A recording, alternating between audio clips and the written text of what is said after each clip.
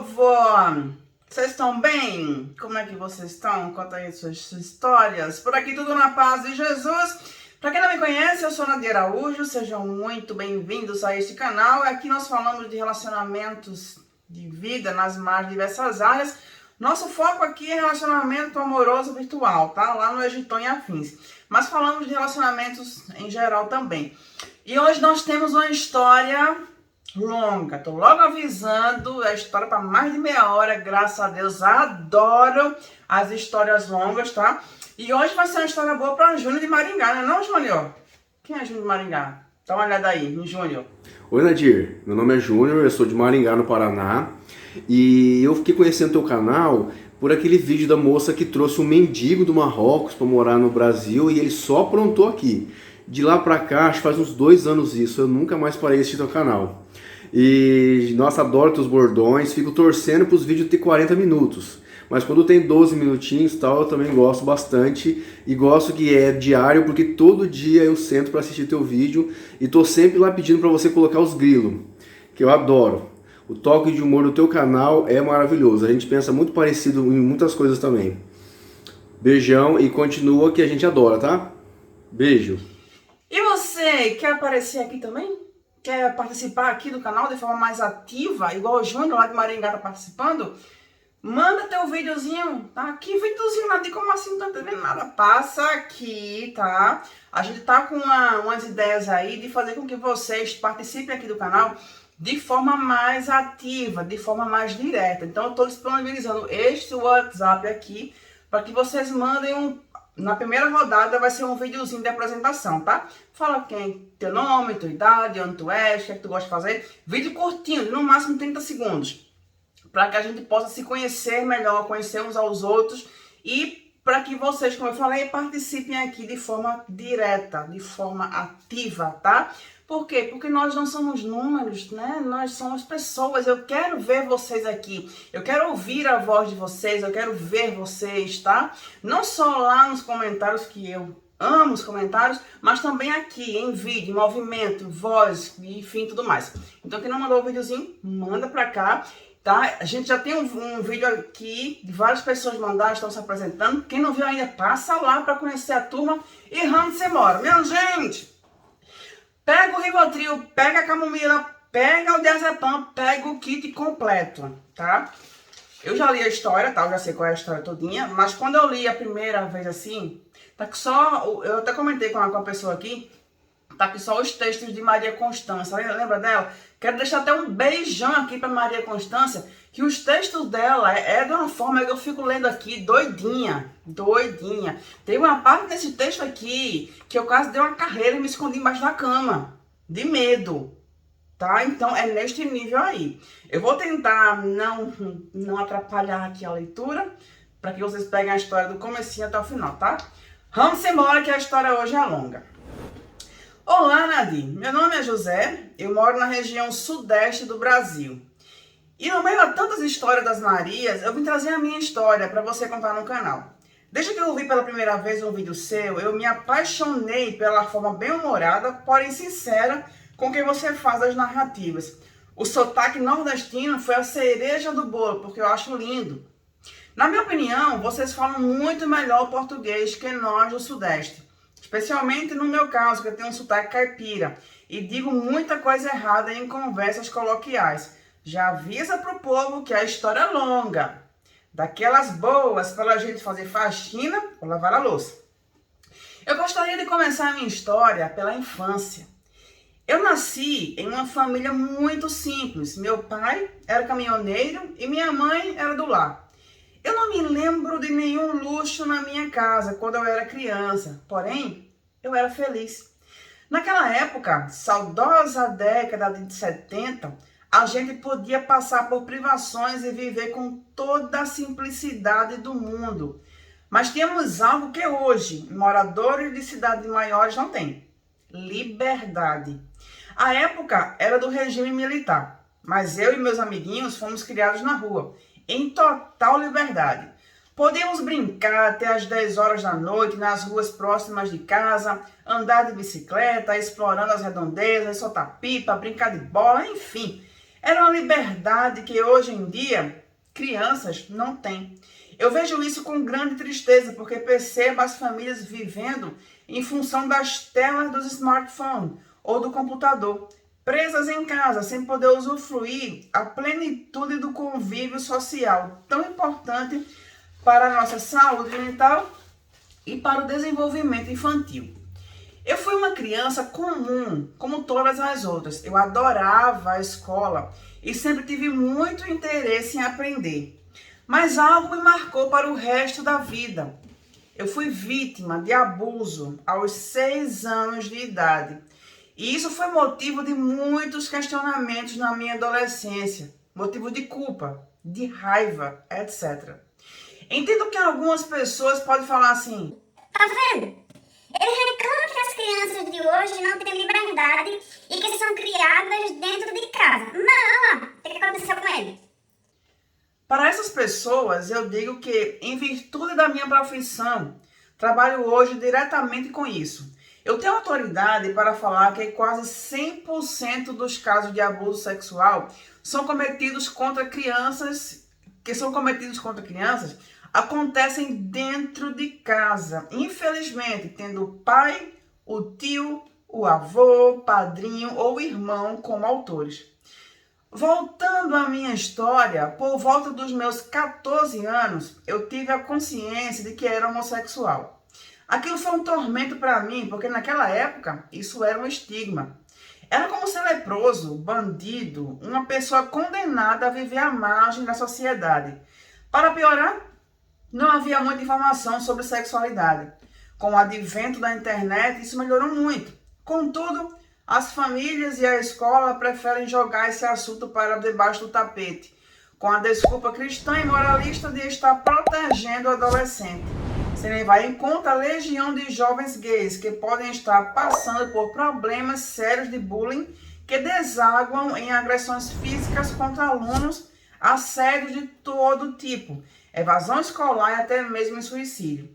Hoje em dia, pelo menos, há modelos positivos de pessoas gays na mídia que servem de referência para adolescentes que já se veem diante do espanto de se descobrir diferente e da necessidade de autoaceitação. A descoberta da minha sexualidade foi um choque para mim e coincidiu com o divórcio dos meus pais.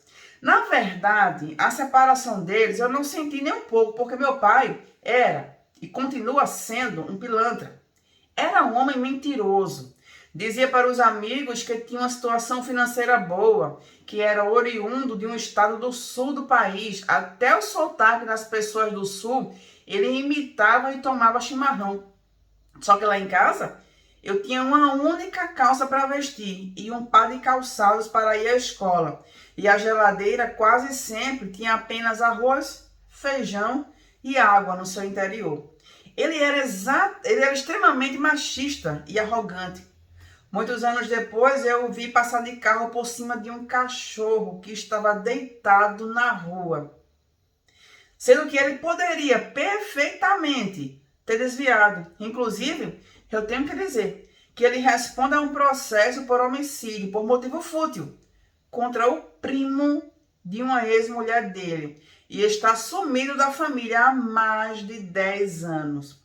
Ninguém sabe mais dele. Hoje, eu tenho a certeza de que se ele tivesse permanecido em casa, eu não teria a oportunidade de me tornar a pessoa que sou hoje. Então, a vida seguiu. Meus pais se separaram. Minha mãe arrumou outro marido que foi uma bênção nas nossas vidas. Pelo menos, com a comida em casa, não precisávamos nos preocupar. Enquanto isso, minha mãe foi trabalhar como empregada doméstica. Com 16 anos, eu comecei a trabalhar no comércio. Mas essa experiência durou pouco. Quando eu terminei o ensino médio, deixei de trabalhar porque não havia necessidade de prover a casa, já que o marido da minha mãe mantinha tudo. Mentira. É porque eu era irresponsável mesmo. Ele fala aqui. Então eu fui cair na vida, conheci outros jovens gays de cabeça vazia da minha idade e na companhia deles fui viver minha sexualidade da pior maneira possível. Com desconhecidos, em construções, no mato, eu arrasei. Não posso dar mais detalhes porque senão vira uma história para maiores de 18 anos, o que não é o foco do canal. Mas o fato é que eu saía de casa na sexta, sábado e domingo. Passava por lugares horríveis e tinha contato com todo tipo de gente desqualificada. Só que etava o facho na segunda-feira. Apesar de ter desbundado, eu mantinha o meu interesse pelos estudos. Como eu não tinha dinheiro, porque estava desempregado, eu fui estudar na única escola pública e gratuita de línguas do meu estado. Assim, eu estudei 3 anos de inglês e 3 anos de francês. Esse contato com pessoas melhores fez a minha consciência retornar. Eu me dei conta aos 22 anos que eu não poderia continuar vivendo daquele jeito. Eu já estava cansado do SEXO nas ruas, cansado de deixar as pessoas me fazerem de objeto. Eu precisava tomar um rumo na minha vida, porque eu comecei a enxergar um destino muito ruim para mim. Adulto, sem profissão, misturado com gente ruim. Aquilo não ia dar certo. Foi aí que eu fiz a mim mesmo o seguinte questionamento. Então, né? Em que eu sou bom? Para que eu presto para a vida? Eu só consegui me dar uma resposta. Estudar. De fato, sempre fui excelente aluno, tirava as melhores notas, gostava de aprender. Então tive a ideia de prestar concurso público. Inclusive, eu tenho que ser honesto, o traste do meu pai me ajudou a pagar um curso preparatório. Eu devo isso a ele. Eu estudava em casa de segunda a sexta, só parava para almoçar. Nos fins de semana, eu ia dar minhas voltas na rua para procurar o que não havia perdido, se é que você me entende, e voltava a estudar na segunda-feira. Na minha segunda tentativa, eu passei num concurso. Ainda esperei 1 ano para ser chamado, já que a vida estava ganha, segundo os meus conceitos da época, eu fui me jogar mais ainda na libertinagem, quando aos 24 anos comecei a trabalhar no cargo que eu ocupo hoje. Nadir, pensa no nó que deu na minha cabeça. Num dia, eu era pobre de marré. No outro, uma pessoa de classe média com um emprego respeitável. No primeiro mês, eu ia trabalhar com o dinheiro que a minha mãe me dava para tomar o ônibus.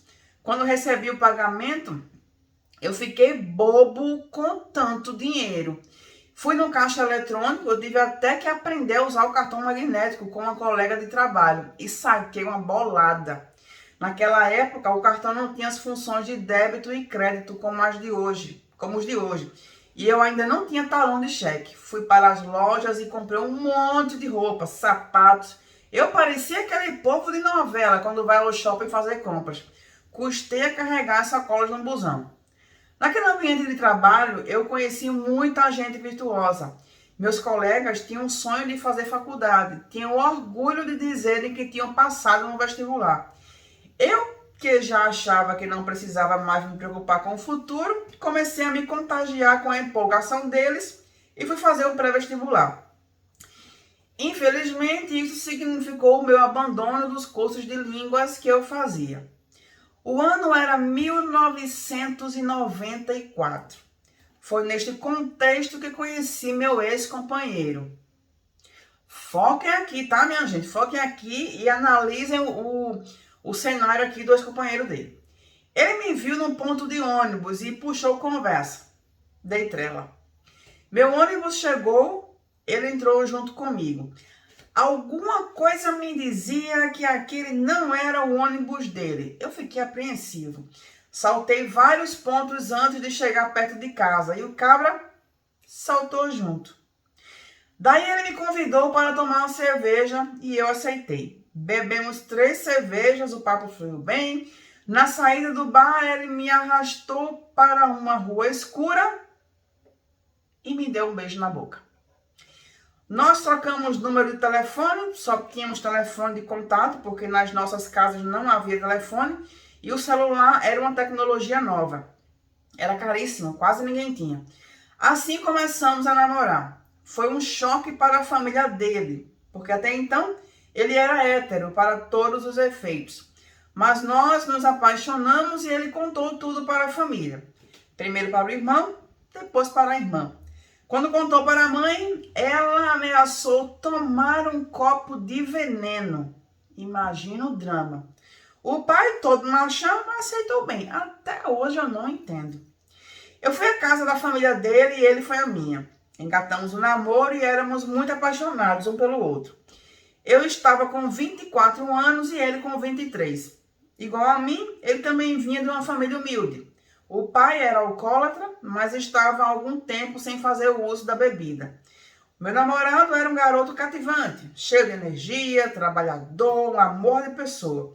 Minha mãe amou ele logo de cara. Começamos a fazer faculdade na mesma época. Tudo lindo e maravilhoso, né? Mas vai vendo que isso aqui vai virar uma cena de terror. Conforme os anos foram passando, a nossa condição financeira foi melhorando bastante. Ele saiu de casa por uma desavença com os pais e foi morar no pensionato. Pouco tempo depois, ele alugou um apartamento e montou uma república com algumas garotas. A gente barbarizava o prédio com nossas festas, tenho pena dos vizinhos. Depois ele morou comigo e com minha mãe. E, finalmente, resolvemos comprar uma casa para nós dois. Eu parecia viver um conto de fadas, de um menino gay, pobre, objeto sexual, que se colocava em situação de risco nas madrugadas, nas ruas. Eu me transformei num funcionário de carreira de um conceituado órgão público, num relacionamento estável com um cara muito gente boa e trabalhador. Nós dois terminamos nossas faculdades, ele foi trabalhar e nós ganhávamos bem. Várias coisas da vida descobrimos um ao lado do outro. A primeira viagem à praia, a primeira vez na pizzaria. Fizemos pós-graduação em outras cidades, cada um na sua área. Eu cheguei ao ápice da carreira. Não havia mais como ser promovido. Então, parei de estudar, mas ele continuou os estudos. Fez mestrado e doutorado. Nós éramos um casal gay modelo. Éramos convidados para todo tipo de evento, recebidos em casas de famílias tradicionais, inclusive gente da sociedade. Tínhamos contato com todo mundo, das pessoas mais simples às mais abastadas. E nessa época lá, ele chegou até a ocupar um cargo legal lá na área que ele trabalhava. Além da ótima casa em que morávamos aqui na minha cidade, chegamos a construir uma outra casa num condomínio fechado no litoral do Nordeste, para onde iríamos de férias 2 vezes por ano. Como tudo nessa vida tem um começo, um meio e fim, o que parecia um sonho começou a desmoronar.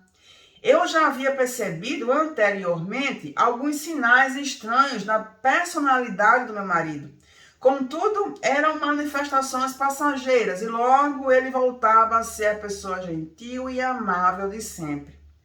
Ele começou a desenvolver uma compulsão por bebidas alcoólicas e para comida e demonstrava agressividade exagerada em alguns momentos. A personalidade dele foi se alterando com o passar dos anos. Nós vivemos 22 anos juntos, mas os últimos 4 anos foi um martírio para mim. Apenas para exemplificar o que estou falando, aquela pessoa responsável, amável, confiável, foi dando lugar a um monstro. Em toda festa ou bar que a gente ia, ele dava um jeito de dar um bafão. Ou no próprio lugar, ou no carro voltando para casa. Uma vez numa festa de fim de ano do meu serviço, ele me chamou para vir embora e eu disse para ficarmos mais um pouco. Do nada, ele pegou a cadeira para me jogar. Por sorte, a festa era numa chácara e estávamos afastados das pessoas que não viram o ocorrido. Por várias vezes, voltando para casa, ele fazia tanto inferno dentro do carro que eu chegava a abrir a porta para pular com o carro em movimento. Eu vou dar uma pausa aqui, consigo não. Não, gente, sabe o que eu lembrei agora? Eu tô lendo isso aqui e me lembrei de um fato, de um determinado casal, que este casal tinha ganho um cruzeiro lindo, maravilhoso e tal, tá? O cruzeiro ia ser na segunda-feira. Na segunda-feira ia ser o bendito do cruzeiro. No domingo, a gente foi no sábado, nem lembro mais agora. Este casal teve uma briga, mas uma briga assim, faraônica, uma briga assim, sabe? Uma briga, daquelas brigas com B maiúsculo, frontal black, negrito, 70 piscante. E a mulher ficou roxa, sabe? Ela tava toda pintada, os braços roxos. Ela tava roxa do cacete que ela levou, tá? E uma briga por motivo fútil, não tinha porquê, né? Violência em si já não se justifica. Naquele caso ali, não tinha porquê, tá? Brigaram um dia antes do cruzeiro, tá? Uma briga feia, que quase que ela parte dessa para outra dimensão. Mas depois ele agiu como se nada houvesse acontecido, tá? E eles foram para o cruzeiro. Vocês acreditam nisso? Ela toda roxa foi lá, linda e brilhante para o cruzeiro. É deste jeito. Vamos voltar aqui. Eu me lembro que ele se transformava de repente, como se tivesse tomado uma porção. Conheço pessoas exatamente desse jeito. Que tu para e tu pensa assim, meu Deus, será que a doida sou eu? Porque como é que a pessoa muda assim, sabe? Como é que muda? Os olhos ficavam vermelhos e o ódio estampava na cara dele. Em 2 oportunidades, ele arrumou minhas festas de aniversário. Ora, ele arruinou minhas festas de aniversário. Ora, metendo um murro na janela de vidro do quarto. Ora, destratando os convidados. Isso tudo sem nenhum motivo aparente. Porque se tivesse motivo, eu falaria. Eu não sou de esconder as coisas, como você deve ter percebido. Tudo foi piorando e ele procurou um psiquiatra. O diagnóstico foi bipolaridade. As pessoas leigas podem imaginar que a bipolaridade é algo simples, como uma mudança de humor. Numa hora a pessoa está triste, na outra feliz, mas não é tão simples assim. Ele tinha períodos em que passava deprimido, às vezes mais de um mês, do tipo que nem colocava a cara para fora das cobertas. Ia trabalhar só porque era obrigado. Do nada, toda aquela depressão passava. Ele se tornava extremamente autoconfiante, arrogante, cheio de si. Eu me lembro que no aniversário dele, ele simplesmente sumiu e não atendeu mais o telefone. Apareceu em casa 2 dias depois com o cabelo pintado de ruivo, orelha furada, de brinco, com uma corrente vulgar dourada no pescoço. Quando questionado, ele disse que teve vontade de mudar um pouco e que ficou no hotel. Simples assim. Nessa época, ele começou a fazer doutorado, que seria em outra cidade bem distante.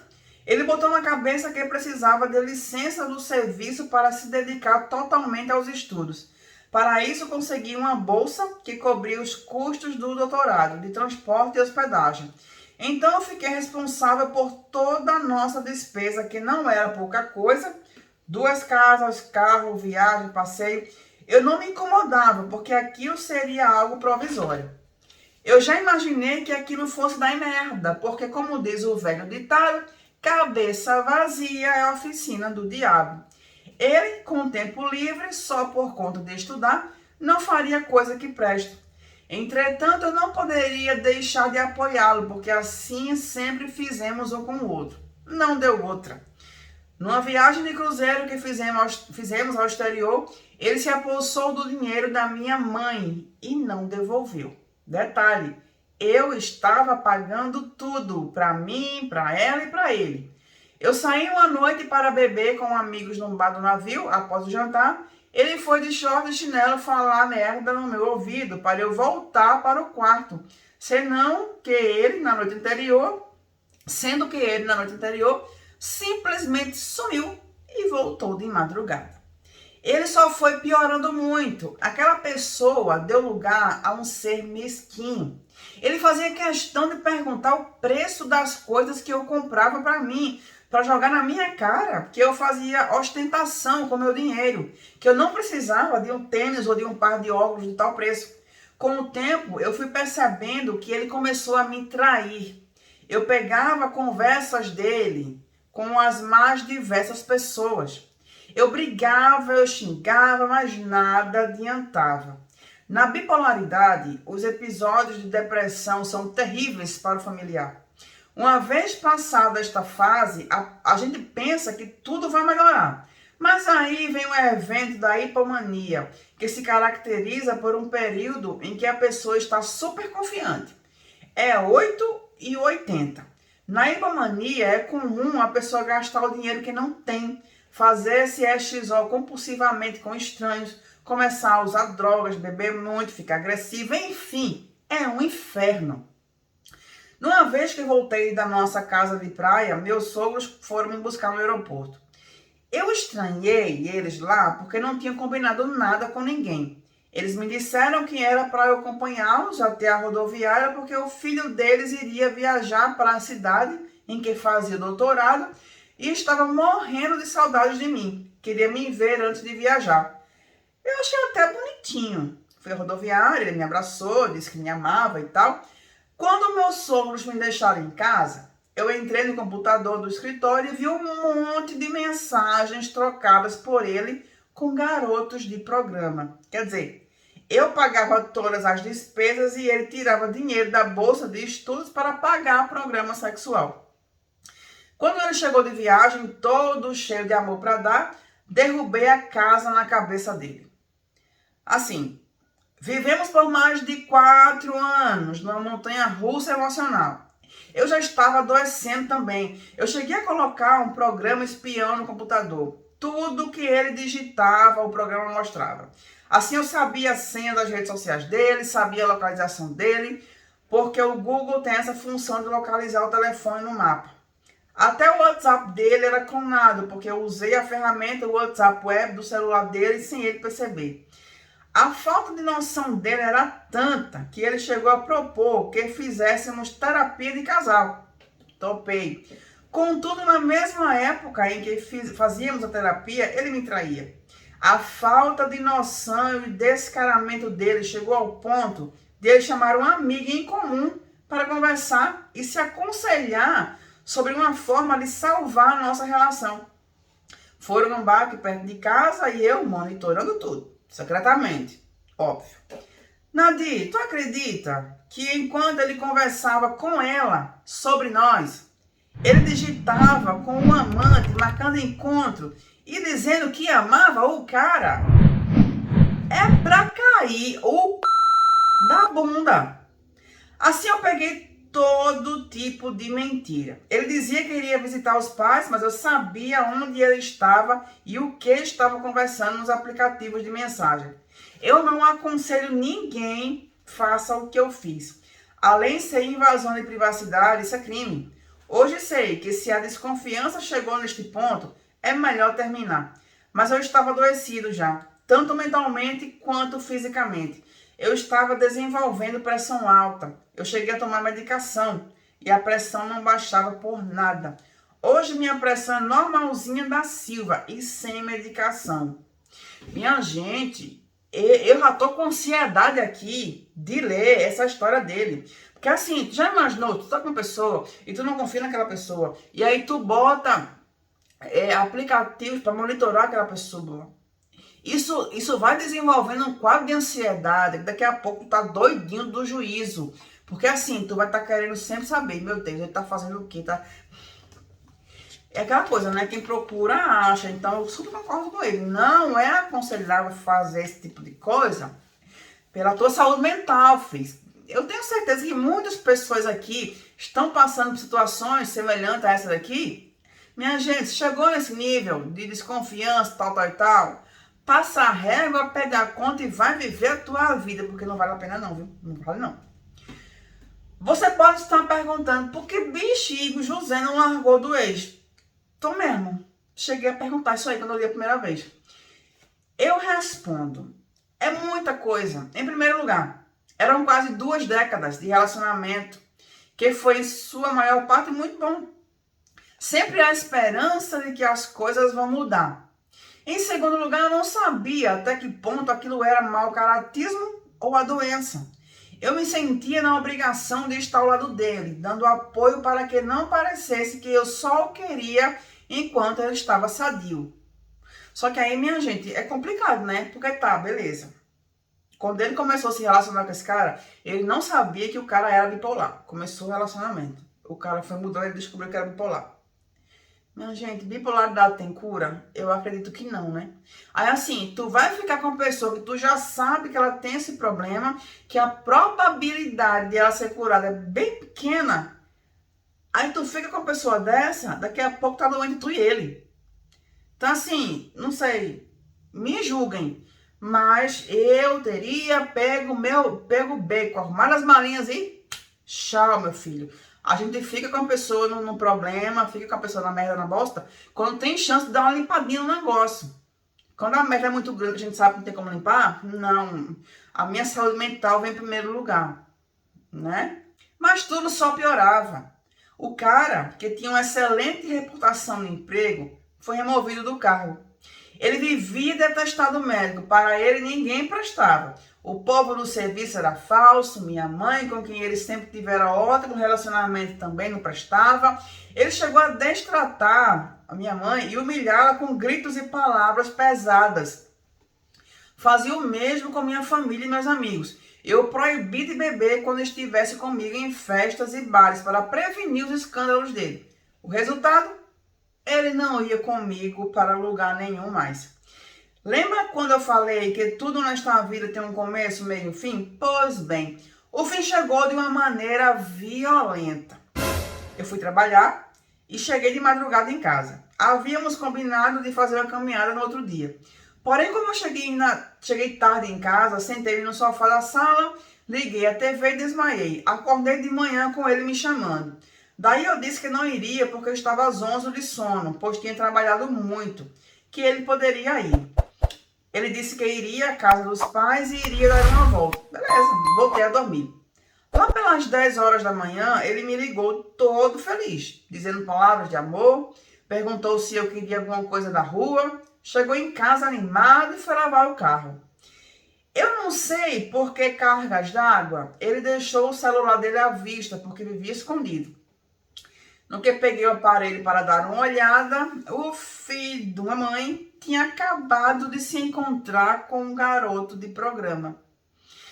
Quer dizer, o cara não tinha dinheiro para pagar uma conta de luz em casa. Porém, para pagar por putaria, não faltava. Nadir, nessa hora, parece que o chão abriu sobre os meus pés. Subiu um ódio em mim. Eu senti as labaredas do inferno me queimando. Eu sou uma pessoa da paz. Se eu estiver andando na calçada e ver uma formiga na minha frente, eu desvio para não pisar nela. Mas ali não deu para manter a classe. Deixa eu dar uma pausa aqui. Eu não sei se é o caso do nosso José aqui, sabe? Mas geralmente pessoas muito calmas, pessoas que têm um pavio muito longo, quando o pavio da pessoa queima, minha gente, mas dá uma merda tão grande, desculpa aí o meu francês, dá uma bosta tão grande, e eu falo isso porque eu sou esta pessoa. Eu sou uma pessoa calma, serena e tranquila. Eu consigo lidar com situações complicadas de boa. Agora, uma vez que o meu pavio queima, mas ele queima numa carreira que vocês não estão entendendo, não. Quando ele falou aqui que começou a sentir o fogo, as labaredas do inferno queimando, eu super entendo, porque eu sou desse jeito. Quando eu vou perdendo, dá até coceira aqui no ombro. Quando eu vou perdendo assim a minha calma, que eu vejo que o meu pavio está queimando, eu digo logo, minha gente, então sai da minha frente, porque se o pavio queimar, eu não me responsabilizo pelo que eu faço. E eu acho que geralmente quem é calmo demais é assim. Conta aí, vai. Conta lá nos comentários se vocês são assim ou se vocês conhecem alguém assim, que é calmo, sereno e tranquilo. Mas quando pega fogo é de uma vez só. Prosseguindo aqui. Nadir, nessa hora, parece que o chão abriu sobre os meus pés. Eu peguei um martelo e dei pancada no telefone até o martelo sair do outro lado. Foi nessa hora aqui, quando eu li a primeira vez, eu quase que eu dou uma carreira para me esconder embaixo da cama. Daí eu fui lá para fora e esfreguei o telefone na cara dele. Eu fui dando um murro nele. Não satisfeito, eu dei uma chave de braço no pescoço dele. Eu trouxe ele para dentro de casa. Achei que os murros não estavam fazendo efeito direito. Eu peguei um frasco de inseticida que estava no rack da TV. Eu comecei a desferir golpes na cabeça dele. Eu só parei quando o sangue esguichou. Daí eu disse para ele, ó, isso aqui é um divisor de águas na nossa relação. Saia você de casa ou eu saio. Você escolhe. Ele arrumou as trouxas e saiu. Aí tá, né? Eu vou julgar o José? Não, minha gente, eu não vou julgar o José. Porque até ele chegar nisso aqui, assim, né? Foi um longo período. Violência não se justifica, tá? Violência, agressão não se justifica, mas tem gente que pede, né? Tem gente que testa a paciência da pessoa. Então, eu não vou dizer, ah, não, você fez o correto. Ou não, você é um monstro. Não vou não. Eu nem vou julgar, nem vou apoiar, eu vou ficar quieta. Porque, né? Foi morar em lugares horríveis, porque lembre-se, quem tinha o dinheiro era eu. Ele estava afastado do serviço fazendo doutorado com a bolsa de estudos, que era a conta das despesas dele com o curso. Na minha cabeça aquilo era definitivo. Uma vez que o casal chega no ponto da agressão física, isso é um caminho sem volta. Seria dali para pior se continuássemos juntos. Ou eu voltaria a agredi-lo, ou ele se sentiria no direito de me agredir, tendo em vista que eu ultrapassei essa linha primeiro. Durante o tempo em que ficamos separados, ele tentou de tudo para voltarmos, e eu mantive firme no propósito de me separar, porque eu já estava livre da culpa por deixá-lo. Sabia que se voltasse com ele, a situação ficaria pior do que estava. Ele continuava oscilando de humor. Às vezes vinha como um cordeirinho, escutava tudo que eu tinha para falar, como dividiríamos nossos bens e concordava com tudo. Outras vezes parecia um demônio, dizia que eu tinha me apropriado dos bens dele, que eu estava vivendo no luxo e ele na bosta, e que tudo era culpa minha. Num belo dia, a criatura me destratou por telefone e disse que estava vindo para casa, que tinha a chave e que eu iria me ver com ele. Eu simplesmente saí de casa. Ele chegou como louco. Deixou o carro atravessado na rua. Segundo os vizinhos me contaram, e entrou. Aquele dia aconteceria uma desgraça se eu estivesse aqui. Então ele me ligou possesso, falou um monte, me xingou e eu simplesmente disse, olha, eu vou te falar uma coisa. Lá é onde a gente tem paz e eu não tenho paz nessa casa com você, dizendo que eu a roubei de você. Façamos o seguinte, a partir de hoje, você assume essa casa e todas as despesas dela, até nossa separação judicial. Eu não colocarei mais os pés aí. Na mesma noite, o humor dele mudou de novo. Para quem estava prestes a me matar, passou a se mostrar equilibrado. Pediu para eu continuar na casa porque ele não poderia sair de onde estava por causa da multa do contrato de aluguel. Continuei firme e não voltei mais. Nos meses que se passaram, ele se destruía na loucura e no álcool. Quanto a mim, eu remoçava. Eu estava com uma pele boa, fiz uma dieta. Para poder colocar um fim na nossa história, tive que levar o caso à justiça. Ele estava incrédulo que eu fosse capaz, mas contratei um amigo meu que é advogado e entrei com o processo. No dia do divórcio, eu estava pleno. Nadir, já viu aquela propaganda do Boticário, do dia do divórcio, que passou na TV há uns anos atrás? Nessa propaganda, diversas mulheres passaram por uma transformação para eles se divorciar no fórum. Elas faziam cabelo, maquiagem, unha, botavam roupa bacana, joias. Quando chegava na audiência, os ex-maridos babavam nas esposas, todas bonitonas. Mas elas assinavam a papelada e saíam plenas da sala. Assim eu fiz, minha filha. Fui no shopping, comprei uma camisa maravilhosa e cara. Comprei um relógio belíssimo, sendo que eu nem gosto de relógio. Cortei o cabelo, botei um óculos escuros pendurados, passei um perfumão e fui. Quando o falecido me viu, sim, é assim que eu me refiro a ele agora. Eu também me refiro ao ex-marido egípcio assim, o falecido. Mas tá vivinho, viu? Ele paralisou. Os advogados só falavam e falavam e ele me olhava com aqueles olhos de comer fotografia. Por dentro eu me sentia vingado, pleno, maravilhoso. Ele chegou até a dizer que não queria separação, mas eu me mantive firme e sereno. Contudo, havia um motivo para eu estar com a pele tão boa na audiência. Eu estava apaixonado por outro homem. Na verdade, eu passei 2 meses, isso mesmo, 2 meses solteiro. Eu tinha conhecido um boy novo nas redes sociais. Eu vivo falando que homem de internet não presta, mas eu arrumei um pra mim.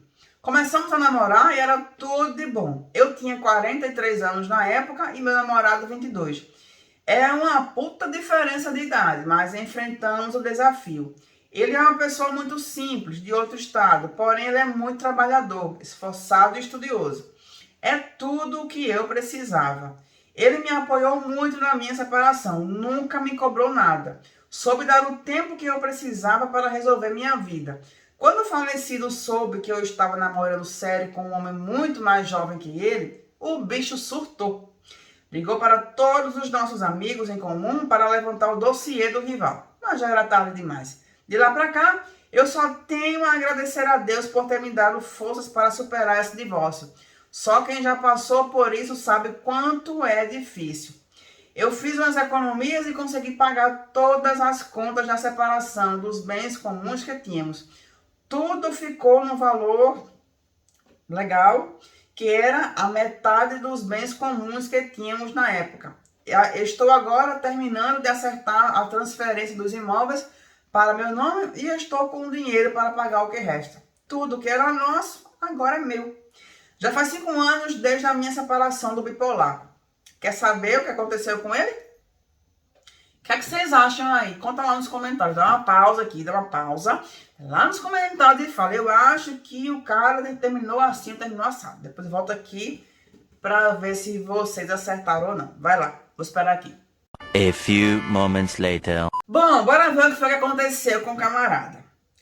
Ele terminou o doutorado, mas como ele conseguiu destruir todas as relações interpessoais e profissionais dele, foi demitido do ótimo emprego que tinha por abandono de emprego. A bipolaridade se juntou com a falta de caráter e ele passou a andar com péssimas companhias. Hoje, ele é um usuário de drogas. Já esteve entre a vida e a morte no hospital por problemas relacionados à droga, bebida e à saúde em geral. Mora de aluguel num casebre ao lado de traficantes. Segundo o familiar dele, todo o dinheiro do acerto do serviço e todo o dinheiro que já conseguiu no divórcio, ele fumou e bebeu. Nunca mais ele trabalhou na vida, não recebe mais a pensão por afastamento do trabalho e passa por dificuldades financeiras a ponto de não ter o que comer em casa.